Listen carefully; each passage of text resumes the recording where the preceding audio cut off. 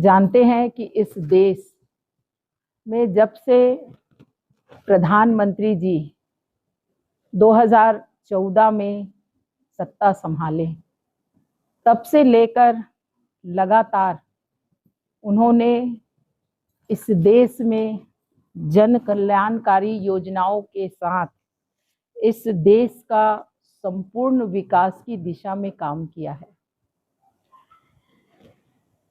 विश्वास और सरकार, ये दो बातें हैं।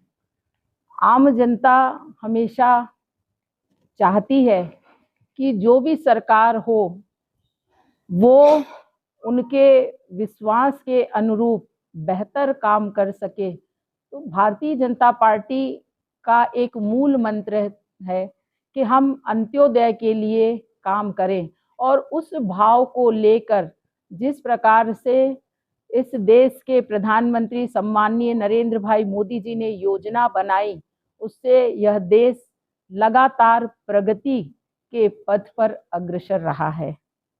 जन विश्वास और सुशासन, अगर हम बात करें तो 2014 में मोदी जी को जनमत मिला, और उसके साथ दूसरी बार 2019 और तीसरी कार्यकाल 2024 में पुनः जनता का विश्वास प्राप्त हुआ, और उस विश्वास के साथ में इस सरकार को लगातार अनेक प्रदेशों में भी एनडीए के साथ आज 22 जो प्रदेश हैं वहाँ पे जनमत मिला है।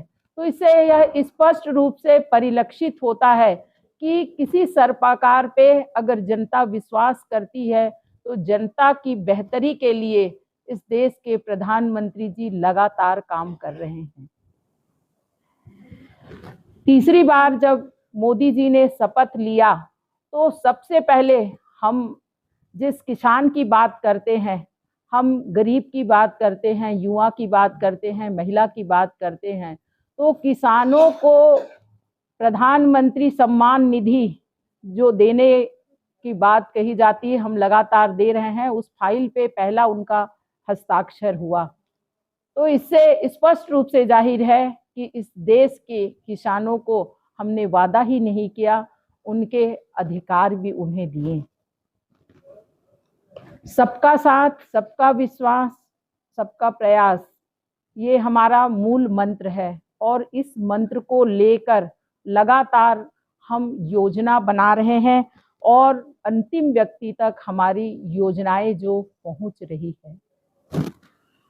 लगातार हम देख रहे हैं कि इस देश में हमारे 2014 के पहले के अगर व्यवस्थाएं को देखें तो अगर कोई बाहरी देश आक्रमण करे, पाकिस्तान, चीन के द्वारा लगातार हमारी सीमाओं का उल्लंघन करना, तो कभी भी स्ट्रिक्ट एक्शन नहीं लिया गया। लेकिन मोदी जी की सरकार ने चाहे सर्जिकल स्ट्राइक हो, चाहे एयर स्ट्राइक हो, इसके माध्यम से ये बता दिया कि अगर आप हमें आंख दिखाओगे तो हम आपको निश्चित रूप से छोड़ेंगे नहीं, मारेंगे।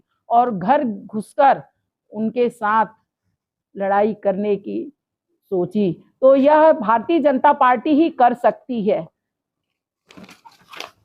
दूसरा, मैं योजनाओं की बात करें तो योजनाओं के माध्यम से जो जन कल्याणकारी योजनाएं हैं उनका समावेशन बेहतर तरीके से इस कार्यकाल में हुआ। आप सब जानते हैं कि जन धन योजना के माध्यम से जो 58 करोड़ खाते खोले गए, उसमें से 32 करोड़ खाते महिलाओं के थे। तो इससे ये परिलक्षित होता है कि हम जन धन खाता, क्योंकि बैंकिंग के माध्यम से ही हम अन्य काम में जुड़ते हैं, और उससे बेहतरी के साथ जब महिलाओं की इतनी बड़ी खाते खुले तो उनसे महिलाएं लेन देन करके अपने आर्थिक उन्नयन की ओर अग्रसर हुई। इलाज के लिए आयुष्मान भारत, जिसमें बड़ी संख्या में लोगों के 60 करोड़ आयुष्मान कार्ड बनाए गए, जिनसे आसानी से उनके स्वास्थ्य लाभ के लिए रास्ता जो आसान हुआ है।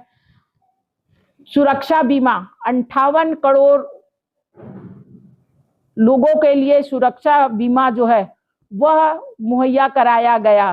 तो हमारी जो योजना है इससे आम जनता को कैसे फायदा हो, ये हमारी सोच भी है और उस कार्य को हम कार्य रूप में परिणित भी कर रहे हैं।